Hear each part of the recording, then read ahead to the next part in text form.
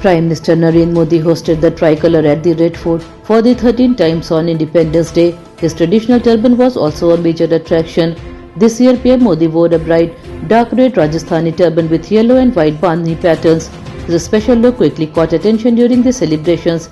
Every year, PM Modi's Independence Day outfit becomes a talking point. He then addressed the nation from the Red Fort.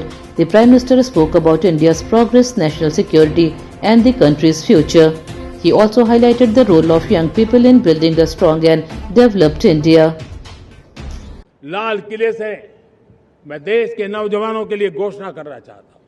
हमने तय किया है कि आने वाले 1 वर्ष में 1 करोड़ युवाओं को एआई स्किल के लिए ट्रेनिंग देने का हम काम करेंगे, ताकि हमारा देश का नौजवान एआई की दुनिया में भी नेतृत्व करने का सामर्थ्य।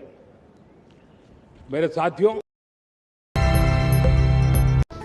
For the first time, Vande Mataram was sung at the Red Fort during the Independence Day celebrations. Prime Minister Narendra Modi hosted the national flag before addressing the nation. He delivered a 76-minute speech from the historic Red Fort. After the flag was hoisted, the national anthem was played and the 21-gun salute was given. During his speech, PM Modi also spoke about what he called ideological Naxals. He said armed Naxalism has weakened, but some people are still trying to mislead society. He asked people to identify such elements and keep them away from society.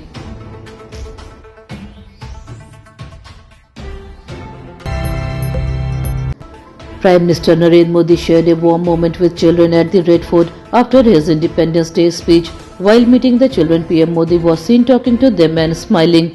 During the interaction, a little girl bent down to touch his feet. As she bent down, her cap fell to the ground. PM Modi quickly noticed the cap, picked it up and gently placed it back on the girl's head. The little girl appeared happy after the gesture. The sweet moment caught attention during the Independence Day celebrations.